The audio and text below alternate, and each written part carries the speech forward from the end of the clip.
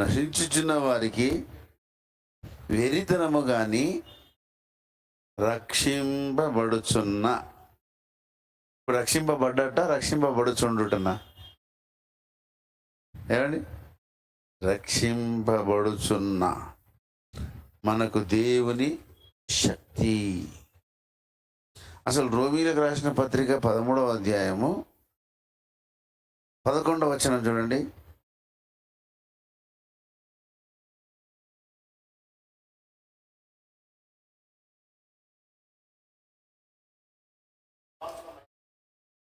ఇప్పుడు రక్షణ మరీ సమీపంగా ఉన్నది. అంటే ఇప్పుడు దగ్గర ఉన్నట్ట, దూరం ఉన్నట్ట?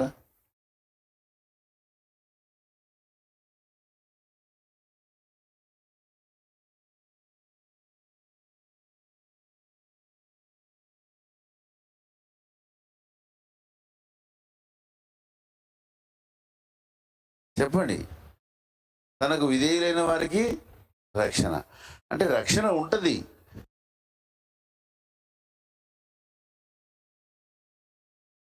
కానీ పూర్ణ రక్షణ ఉండదు. ఏమండి? అపోస్తుడైన పౌలు కొరింథీ సంఘానికి రాసిన 10వ పత్రిక 10వ అధ్యాయము, మొదటి పత్రిక 10వ అధ్యాయము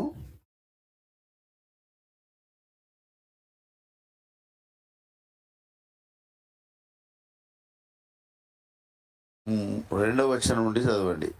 అందరూ మోషేను బట్టి మేఘములోను సముద్రంలోను బాప్తిసం పొందిరి. అందరూ ఆత్మ సంబంధమైన ఒకే ఆహారము భుజించిరి.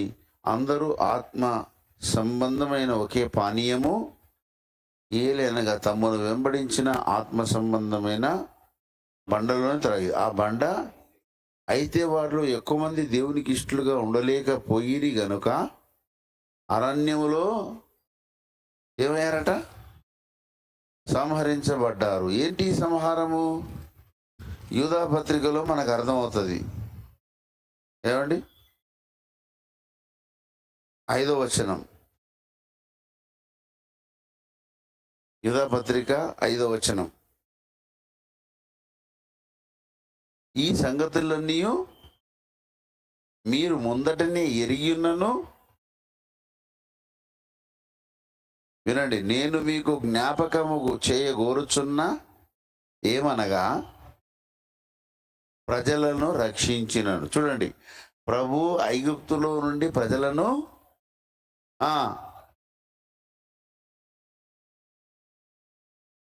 రక్షింపబడ్డోళ్ళు నాశనం కావడం ఏంటి?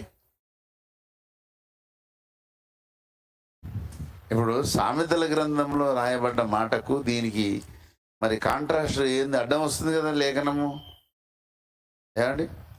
సామెతల గ్రంథంలో ఏమనుంది? 24వ అధ్యాయం 11వ వచనం.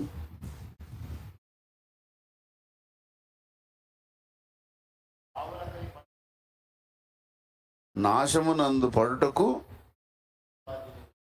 ఇక్కడేమంటుండు? రక్షింపబడిన వారిలో నమ్మకపోయిన వారిని నాశనము చేశాను. నాశనం నుండి రక్షిస్తున్నాడు. ఇక్కడ రక్షింపబడ్డాడు, మళ్ళీ రివర్స్ నాశనం అవుతున్నాడు. Great danger. బాప్తిసం పొందగానే అయిపోలేదు. బాప్తిస్మం అనేది ఇట్స్ జస్ట్ ఎంట్రన్స్. ఇప్పుడు మనం ఏమంటారంటే ఇంట్లో గడప ఉంటుంది. ఇంట్లో ఏముంటుంది? గడప. The threshold. దాన్ని ఇంగ్లీష్లో ఏమంటారంటే థ్రెషోల్డే కదా, గడపను. ఏమో సరే, ఏమో ఇంగ్లీష్ చేసిన వాళ్ళు మీరు చెప్ప. ఆ గడపను థ్రెషోల్డ్ అంటారు అనమాట. అయితే మన ఇంటి గడపలు చిన్నగా ఉంటాయి, కానీ దేవుని గడప చాలా పెద్దది. నువ్వు ఒక్క అడుగు వేస్తే ఇది కాదు, కొన్ని కోట్ల అడుగులు వేస్తే కానీ నన్ను దాటలేవు. అంత ఆశామాషి అనుకుంటారేంటి? రక్షణ అంత ఆశామాషి కాదు. రక్షకుడు కూడా అంత ఆశామాషి కాదు. నీవు పొందిన రక్షణను బట్టి ఆనందించుచున్నావని దేవుడు కూడా చూస్తాడు. అయితే ఇక్కడ ఒక చిన్న తిరకాసు ఉంది. రక్షింపబడిన వారిలో 51 కీర్తనలో ఉన్న ప్రకారంగా చాలా మందిలో 12వ వచనం చూడండి. 51:12 ఏంటట? అంటే మరలా అంటే ఒకప్పుడు ఉన్నది, ఇప్పుడు లేదు. దేవుని సన్నిధిలో కూర్చున్న వాళ్ళు చాలా మంది హ్యాపీగా ఉండరు అని అంటారు. ఇంతకు రక్షణ ఆనందం ఉన్నట్ట లేనట్ట? ఏమండి, నువ్వు రక్షణను బట్టి ఆనందించలేకపోతే నీకు రక్షణ ఉన్నట్ట లేనట్ట?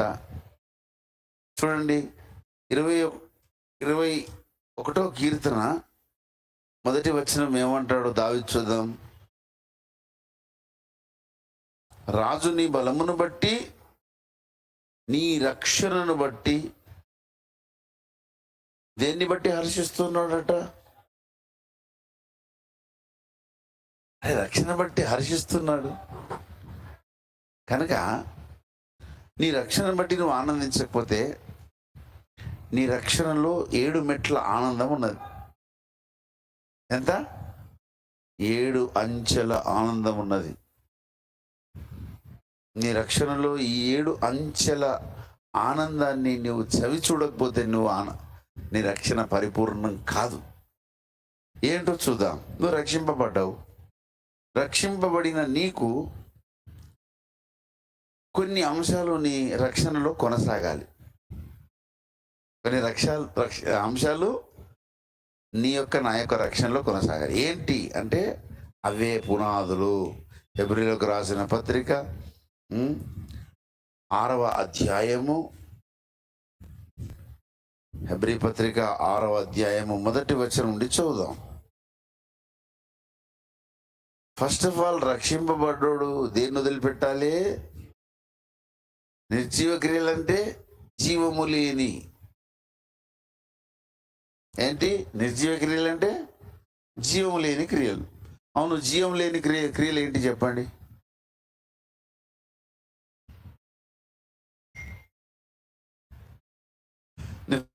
ఫ్రెండ్స్తో తిరిగినావు, నీకు జీవం వస్తుందా? మీ కులములతో తిరిగినావు, నీకు జీవం వస్తుందా? మీ వాడకట్టంతో తిరిగినావు, నీకు జీవం వస్తుందా? పరిశుద్ధుల సహవాసంలో జీవం వస్తుందా?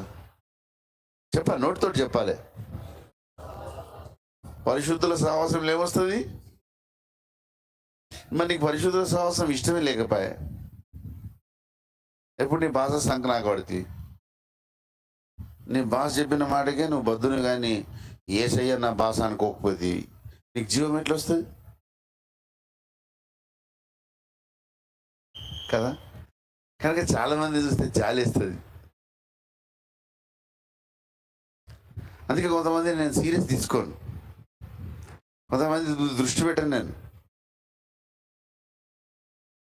అట్లా చూస్తున్నట్టు ఇట్లా చూస్తాం కానీ ఇట్లా చల్తికనం గాడి అన్నట్టు. ఏమండి, ఆత్మ సంబంధమైన సంగతులను మనస్కరించుట, అపోస్తలుల బోధ, సహవాసమందు, రొట్టె విరుచుట యందు, ప్రార్థన యందు ఎడతెగక ఉండుట. కొంతమంది పాస్టర్లే బైబిల్ చదువుతలేరు. విడూరమైన విషయం. ఏమన్నా నేను అంటే విశ్వాసం చదువుతారు, మరి వాడు కూడా చదువుతలేడు. ఇద్దరు దొంగలే. చదవనోడు, బైబిల్ చదవనోడు ఎవడైనా దొంగనే, నేనైనా దొంగనే.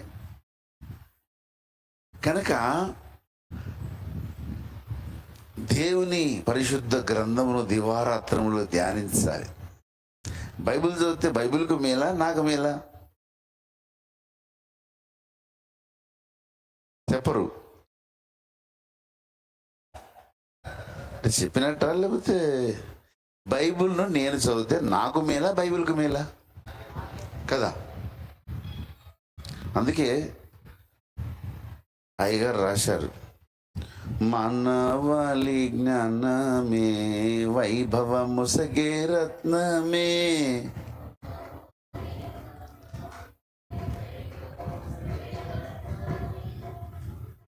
తర్వాత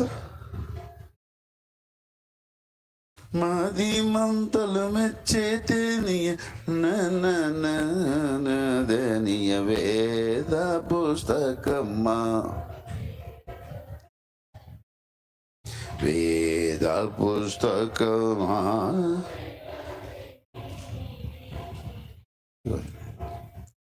సో బైబిల్ చదివితే మనకే మేలు, బైబిల్కి ఏం మేలు కాదు. కడగండ్లలో శాంతి కరుణించేది నీవేగా, నిన్ను నమ్మిన వారికి అంతము కూడా ఆనందమయం. బాబా బాబా, ఏమని పాటలు! భక్తులు మామూలు, మనకి ఇవన్నీ పెద్దగా గిట్టవు, ఇవన్నీ పెద్దగా అట్లా అంటున్నట్టు ఉంటాం అన్నమాట. ఇప్పుడు నేను ఒక ప్రశ్న స్పష్టంగా అడుగుతా, మనం దేవుని సంబంధులమ్మా, పరిశుద్ధులమ్మా, లోకస్తులమ్మా? చెప్తలేమంటే ఇప్పుడు నేనేం చెప్పుకోవాలి? నేను లోకస్తులని చెప్పుకోనా, దేవుని సంబంధం నేను చెప్పుకోనా? చెప్పాలి.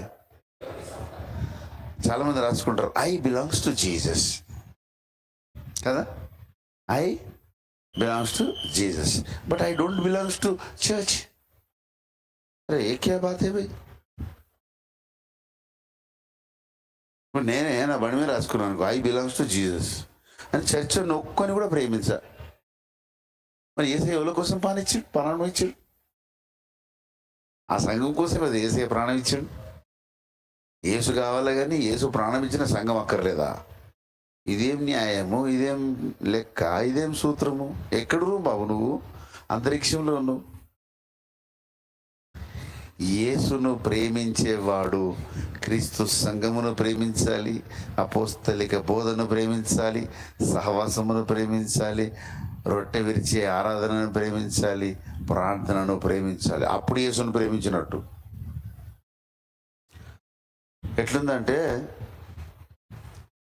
నరసయ్య దగ్గరికి వచ్చి, అయ్యగారు మీరంటే నాకు బాగా ఇష్టం కానీ మీ ముక్కు నాకు నచ్చలేదు అన్నట్టు. నేనంటే ఇష్టం అట కానీ నా ముక్కు నచ్చలేదట. ఎందుకంటే కుండలాగుంది అయ్యగారు, కొచ్చగా ఉంటుంది అనుకున్నా, ఇట్లా కుండలాగుంది. నన్ను చూసినప్పుడల్లా సర్వయాదికి వస్తుంది, సర్వచిత్తం అన్నట్టు. ఏమండి ఇంక దినకర్ వస్తాడు, అయ్యా మీరంటే నాకు చాలా ఇష్టమయ్యా, నేను గొప్పగా అభిమానిస్తా, అందుకే కదా సత్యప్రతితో నేనే చేస్తా, కానీ మీ పొడవు నాకు నచ్చలేదు. అరే పొడవు ఉంటే నేనేం చేయాలి భయ్? నేను పొడవు అయితే అందుకు నా కారణమా? నేను గుంజుకొని పొడవు అయినా, ఏమన్నా రబ్బర్ వేయన్నా? ఏమండి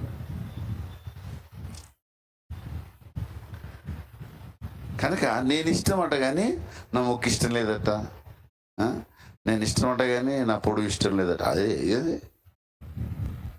ఇంకా కొంతమంది ఎక్స్ట్రీమిస్టులు ఉంటారు, అయ్యగారు మంచోడే కానీ అమ్మగారే, అరే నా సగభాగం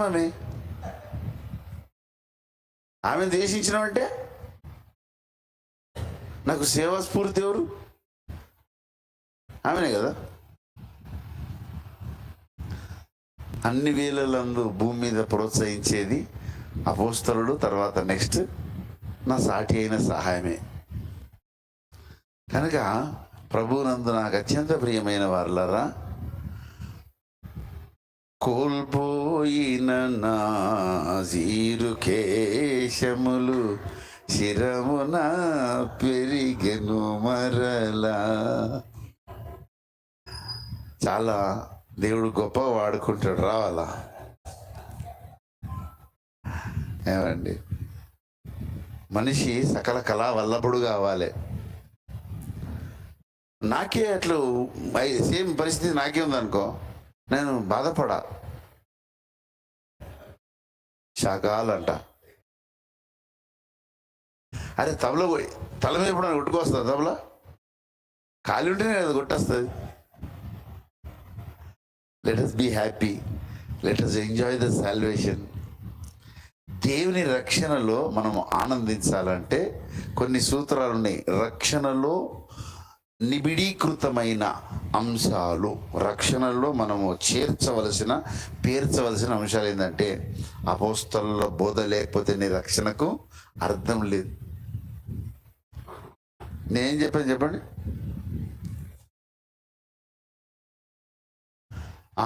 రక్షణానందంలో నిబిడీకృతం కావలసిన అంశాలు. నంబర్ 1 ఏంది? అపోస్తలుల బోధ లేకపోతే నీ రక్షణ సంపూర్తి కాదు. నంబర్ 2, సహవాసం లేకపోతే నీ రక్షణ సంపూర్ణం కాదు. నంబర్ 3, రొట్టె విరిచే దాంట్లో నువ్వు క్రమంగా కొనసాగకపోతే నీ రక్షణ. నంబర్ 4, ప్రార్థన లేకపోతే నీ రక్షణ కూడా అసంపూర్ణమే. పోనీ 4 ఈ 4 గాక ఇంకా 7 కూడా ఉన్నాయి. మారు మనస్సు అనేది నిరంతర ప్రక్రియ. ఒకడు దేవుని సన్నిధిలో ఒప్పుకుండట, ప్రభువా నేను ఇప్పటి నుంచి తప్పు చేయ ప్రభువా, ఇప్పటి నుంచి అస్సలు తప్పు చేయ, అస్సలు దొంగతనం చేయ ప్రభువా, ఇప్పటి నుంచి చాలా స్ట్రిక్ట్గా ఉంటాను నేను అని ప్రార్థన చేసుకొని బల్లల్లో పాల్గొని పోతుంటే రోడ్డు మీద కూరగాయలు అమ్ముతున్నాడు. మళ్ళీ 2 టమాటాలు తీసుకొని జేబులు వేసుకొని పోయాడు.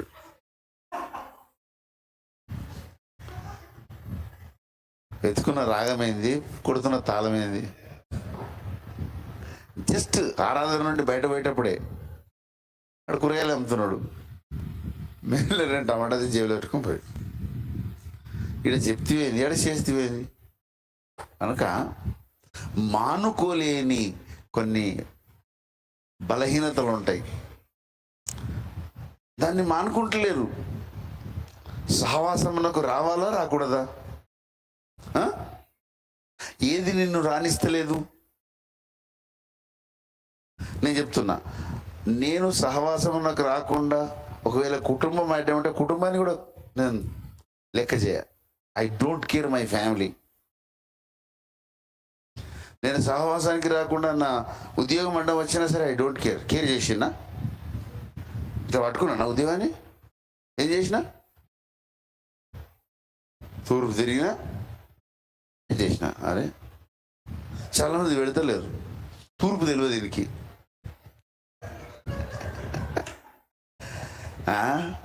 ఇక్కడ దక్షిణానికి దున్నపోతు కూడా కాలు పెట్టదు అన్నట్టు అటు తిరిగిండు.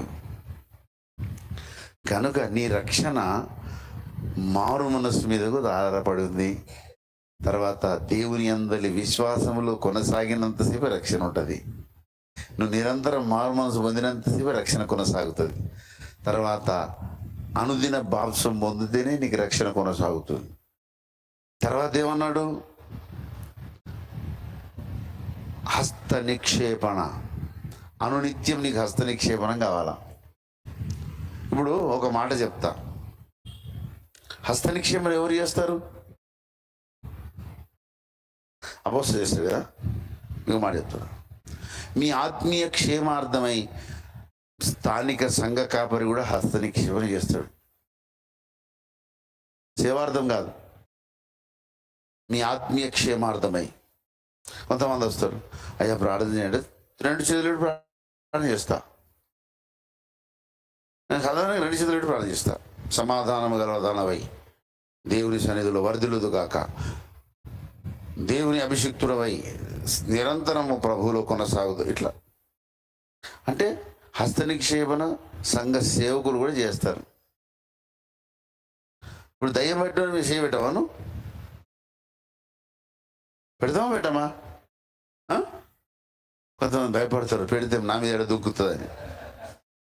అరే అది నీ మీద దుక్కుడు కాదు, నువ్వే దాని మీద దుక్కు. ఒకసారి ఒక ఆయన అభిషిక్తుడని దైవ సేవకుడు సువార్తకు వేస్తుండట. వేస్తుంటే సడన్గా అడవిలో పులి అడ్డం వచ్చిందట. మోకరించి అన్య భాషలో ప్రార్థన చేస్తుండట. పులి ఏమనుకుండొచ్చు? ఆడ ముంగట ఉన్నది పులి, ఇతడు చేతులెత్తి అన్య భాషలో ప్రార్థన చేస్తుండు. అప్పుడు పులి ఫీలింగ్ ఏంది? అరే ఇంతవరకు నన్ను చూసి భయపడి పారిపోయిన వాళ్ళు ఉన్నారు, కానీ ఇట్లా విచిత్రంగా అన్య భాషలు మాట్లాడినాడు ఫస్ట్ టైం. సరే కాసేపు దానికి సమజ్ కాలే, దాన్ని కూడా పరేషాన్ చేసిండేనా. అది ఇట్లనే చూస్తుంది, ఏది ఇప్పుడు ఏం చేస్తుండని. ఇంత ఇప్పుడు కళ్ళు తెరిచి ఏ స్నామం నాకు చేయి, ఏం చేస్తావు చేయని దాని మీద దొక్కిండట, పులి మీద దొక్కిండట. అది ఉంటుందా? అది పారిపోతుంది. అదే మనం అనుకుంటున్నాం కానీ అన్నీ మనకు భయపడతాయి. కనుక ఆ దురాత్మలు నీ మీద వస్తే నువ్వు భయపడడం కాదు, నువ్వే వాటి మీద పడాలి. చల్ ఏ ఇష్టం. అందుకే నేను బైబిల్ తీసుకొని రప్ప కొడతా. కొంతమంది ఇట్లా అయిపోయిన వాళ్ళు కూడా ఉన్నారు, మూతి మీద కొడితే. ఏంది రాలేదంటే సార్ మూతి మీద కొట్టి ఇట్లా ఉండింది, మరి కొట్టకపోతే ముద్దు పెట్టుకుంటారు. దయ్యం బట్టి ముద్దు పెట్టుకుంటాడు అన్న. కావాలని కొడతామా? మాకేమైనా షోకా?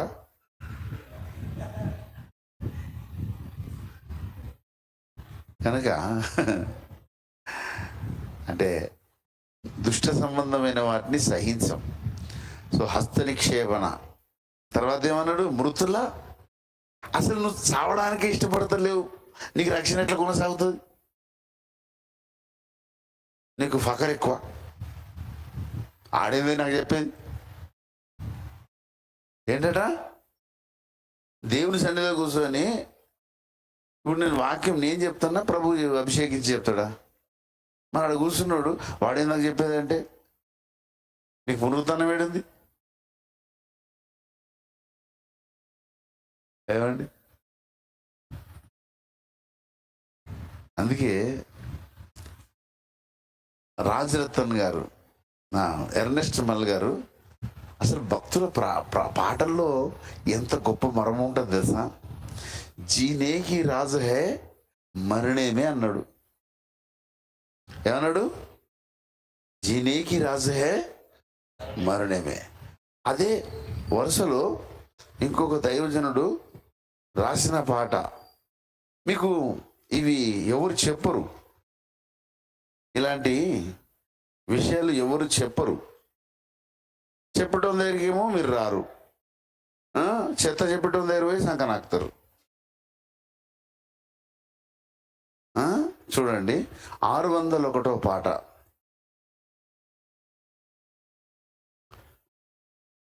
దైవం బౌ శ్రీ సుమా మర్మం బైన మానవ. స్లో కొట్టు, బయటకు ఎగ్జాంపుల్. నీదు మహాత్మ్యం జన్మ ప్రభావం ఎరుగాకయే జంపిరే. నీదు మహాత్మ్యం జన్మ ప్రభావం ఎరుగాకయే జంపిరే. ఓ దైవం శ్రీ సువా. ఈ తాళము ఎంత స్లో కొడితే అంత బ్యూటీ ఉంటుంది. కానీ చాలా మందికి స్లో తాళాలు కొట్టరాదు. అందులో చివరి చరణం రాశాడు, సిలువాలో నీ.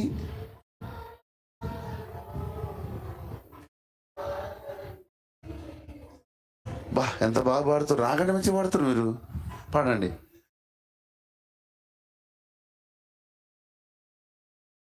పనువా తండ్రి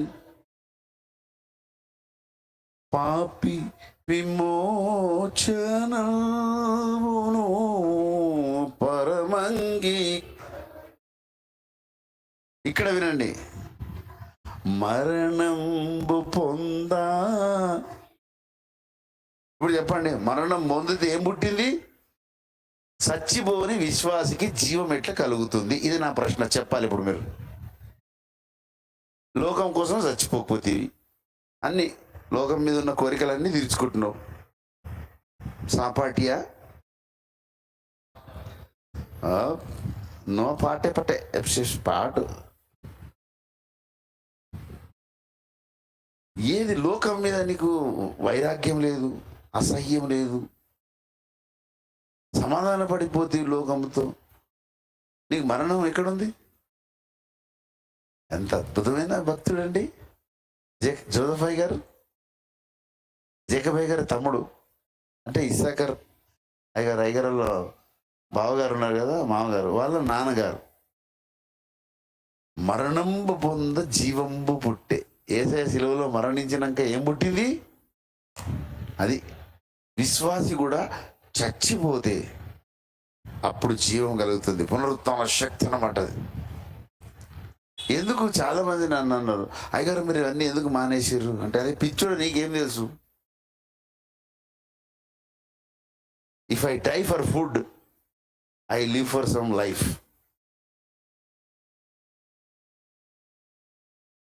ఇప్పుడు పాత బ్రతుకును నూతన జన్మ అంటే అర్థం ఏంటి? నూతన జన్మ ఎక్కడుంది? పాత బ్రతుకును పెరగడంలో ఉంది. ఈ సమయం అయితే లేదు.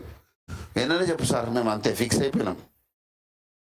ఒక్కసారి ఫిక్స్ అయితే నా మాట నేనే, ఇడో పండు ఇడో పుండు.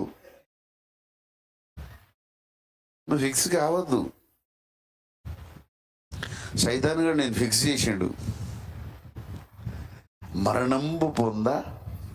ఆహాహా, నేను చెప్తున్నా భక్తుల పాటల్లో నేను జోసఫ్ గారిని మనసులో అనుకుంటుంటా, అయ్యా మీరు ఉన్నప్పుడన్నా నేను పుట్టకపోతే మీ కాలు కనీసం వచ్చే అవకాశం దొరుకుతుండే.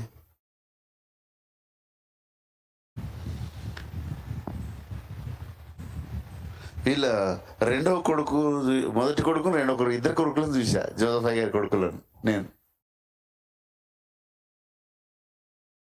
కనుక ప్రభువునందు నాకు అత్యంత ప్రియమైన వాళ్ళారా, నీ రక్షణ కొనసాగాలి అంటే అపోస్తలుల బోధ, ప్రార్థన, సహవాసమందు, రొట్టె విరుచుటందు కొనసాగాలి.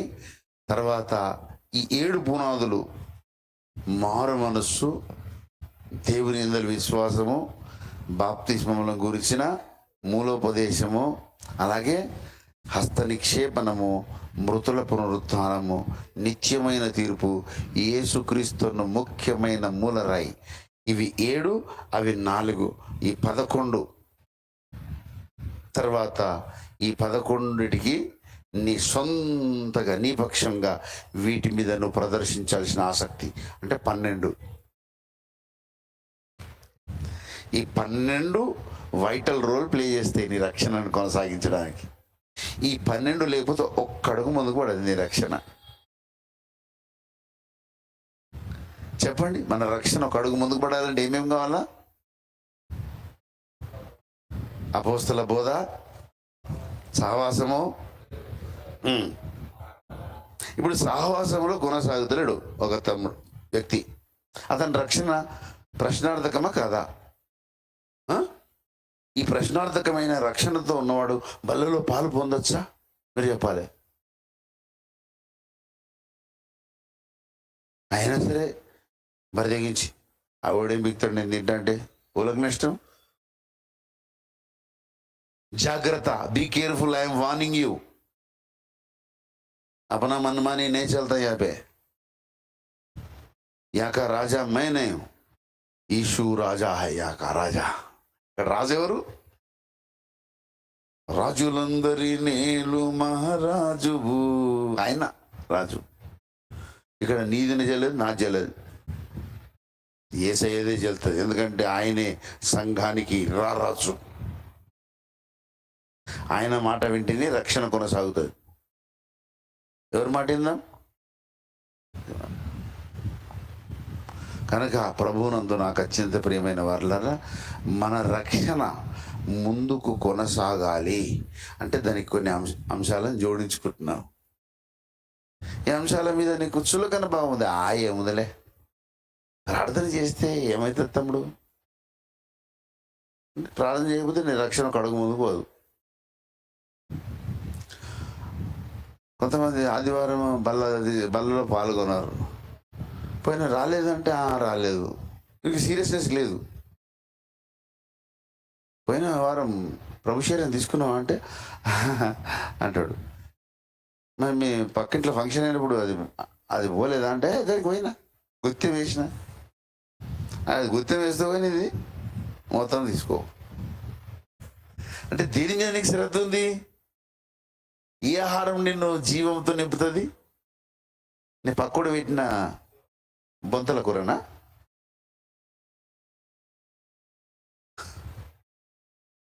మీ పితరులు పరలోకం నుండి వచ్చిన ఆహారము మన్నాను తిన్నను వారు చనిపోయారు, కానీ నా మూలముగా నన్ను తినవాడు నిరంతరము జీవించును అన్నాడు.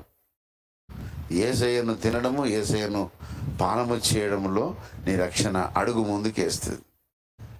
కనుక నీ రక్షణ ముందుకు ఆగిపోయిందా, సాగిపోతుందా? ఎట్లా తెలుసు నీకు? భూమి ఎప్పుడు ఆగుతుందా, తిరుగుతుందా? అందుకే మేము తిరుగుతున్నాం ఆడికిడికి. మీ రక్షణ కూడా భ్రమణం చేస్తుండాలి.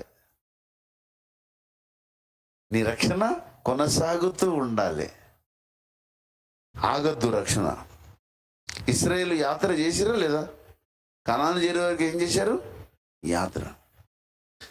యాత్రికులము ఆయుష్కాలము.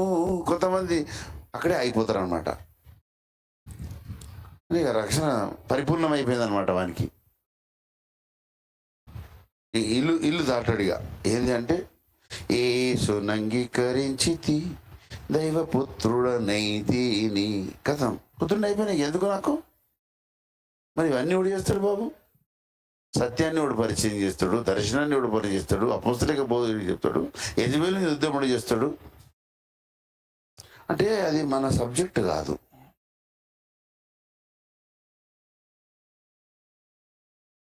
ఏం న్యాయం ఇది?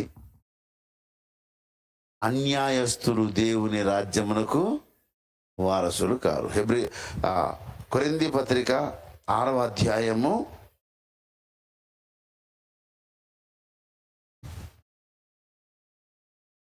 9వ వచనం చూద్దాం.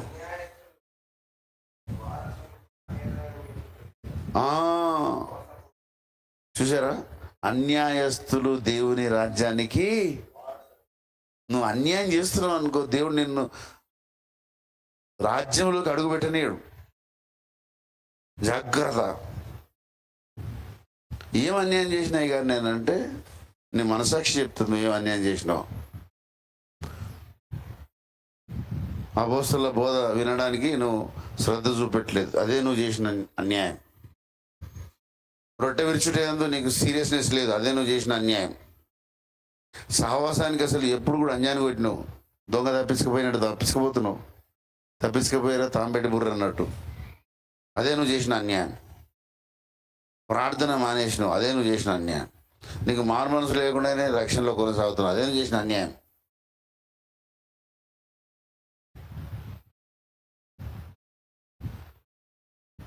అసలు మారు మనసు అంటే ఏంటో తెలుసా? నాలో ఆదాము స్వభావము ఇసుమంతా కూడా లేకుండా ఉండాలనే ఒక అభిప్రాయం పేరే మారు మనస్సు. ఒక రాయి ఉంది, దాన్ని చెక్కుతున్నాం. ఒక రాయిని ఏం చేస్తున్నాం? శిల్పకారంలాగా చెక్కుతున్నాం. దానికి ఒక బాలుని ఆకారం తెస్తున్నాం. ఒక చిన్నపిల్ల బాలుని ఆకారం. ఫర్ ఎగ్జాంపుల్ చంద్రహాసలా అంటే ఒక అబ్బాయిని చెక్కాలి. ఒక పెద్ద రాయి ముద్ద తెచ్చిపెట్టినాం. శిల్పకారులాగా మళ్ళీ రమేష్ గారు ఉలి పట్టుకొని సుత్తి పట్టుకొని ఉన్నాడు. ఇక మళ్ళీ అని చెక్కాలి కదా. అదే మా వాడకట్టు, ఒకటే గోత్రం. ఫర్ ఎగ్జాంపుల్ అనుకోండి, పరిశుద్ధాత్మ దేవుడు క్రీస్తు సంఘాన్ని చెక్కుతున్నాడు. ఇప్పుడు ఆ అబ్బాయి పోలిక రావడానికి కొన్ని అడ్డంగా ఉన్నాయి. ఇప్పుడు ఈ ముక్కు ఈ ఆకారం రావాలంటే దాని మీద ఆ ఆకారం రాకుండా అడ్డంగా ఉన్న వాటన్నిటి తొలగించనా వద్దా? మరి యేసు పోలిక ఇవ్వడానికి పరిశుద్ధాత్మ దేవుడిని చెక్కుతుంటే అడ్డంగా ఉన్న వాటిని కొట్టేసి చెక్కేయాలనా ఉంచాలనా? ఆయన చెక్కుదామంటే నువ్వు చేయడం దొరుకుతలేవు, సాహసానికి వస్తలేవు, అపోస్తలుల బోధ వింటలేవు. నేను చెప్తున్నా నేను చెప్పే ప్రతి మాట సీరియస్, అర్థం చేసుకోరు. కొంతమంది చెప్పిన, నువ్వు పోయి షాప్లో కూర్చో అని చెప్పిన.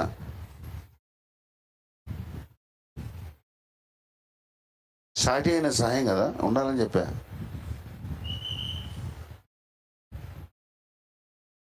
బాబు సువార్త చేస్తున్నావా? అందంగా నవ్వుతాడు అనమాట. అబ్బా ఎంతో సుందరుడమ్మ వీడు అన్నట్టు. బాబు ఆ తాళం అట్లా కాదు నాయన అంటే అదే కొడతాడు.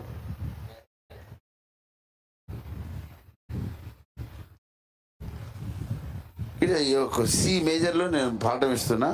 ఈ సి మేజర్ కాకుండా వీడు క్యూ మేజర్లు ఎత్తుకుంటాడు. అసలు క్యూ అనేది ఉండదు సంగీతంలో. కనుక దేవుని శృతి విశ్వాసులకు వస్తలేదు. ఆ శృతిలో ఎవరు ఉండలేరు. దేవుడు ట్యూన్ చేస్తున్నాడు. తన చిత్తం అనే దాంట్లో ఆయన శృతి చేస్తున్నాడు. ఎంత మంచి పాట అండి. సర్వచిత్తంబు నీదేనయ్యా,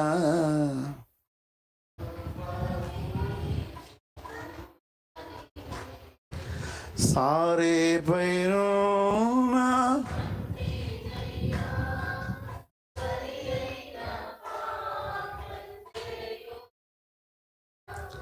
సర్వేశ్వరా సర్వదనిన్. సారే అంటే ఏంది?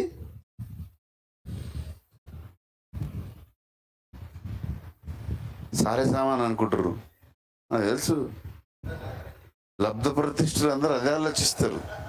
సారే సామాన్ అంటే ఏంది? ఇంటికి వచ్చేటప్పుడు లాంఛనాలతో పంపి కట్నం. సారే అంటే ఇంకో అర్థం ఏంటంటే కుమ్మరివాడు తిప్పే చక్రం పేరు కూడా ఏంది? సారే. ఇప్పుడు కుమ్మరివాడు ఇటు తిప్పుతాడా, ఇటు తిప్పుతాడా? ఎటు తిప్పుతాడు? సవ్య దిశనా అపసవ్య దిశనా? క్లాక్ వైజ్ అంటారు దాన్ని. ఇంగ్లీష్లో ఏమంటారు? యాంటీ క్లాక్ వైజ్ ఉంటాయి. సవ్య దిశలో తిప్పుతున్నాడు. ఆ ముద్దను వేసాడు దాని మీద. ఆ ముద్ద ఆ సారి తిప్పినోడి వైపే తిరిగానా ఉల్టా తిరిగానా? మీరు వినండి. సారే ఇట్లా తిప్పుతున్నాడు, ఎడమ నుండి కుడికి పోతుంది సారే. కుమ్మరోడు తిప్పుతున్నాడు సారే. సారే ఇట్లా తిరుగుతుంది. వేసిన ముద్ద ఎటు తిరగాలి?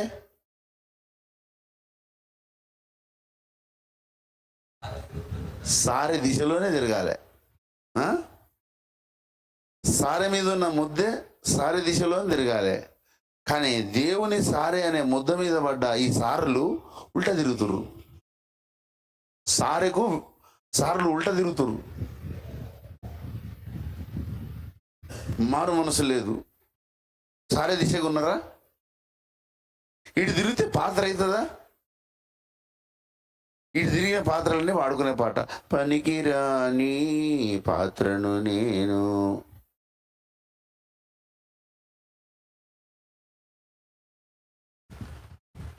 దేవుని సారే దిశగా నీ బ్రతుకు శృతి చేసుకోవాలి. అనివార్యం. ఇక నీకు ఛాన్స్ లేదు.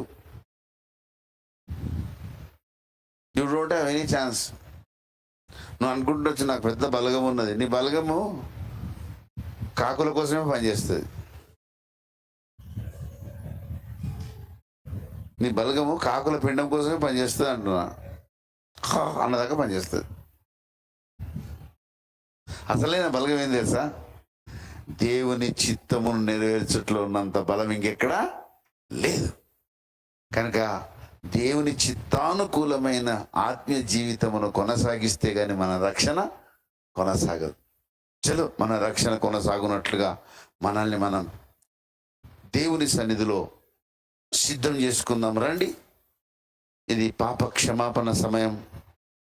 పశ్చాత్తాప హృదయంతో మనల్ని మనం స్వపరీక్షకు పూనుకుందాం. అందరూ మోకరించండి.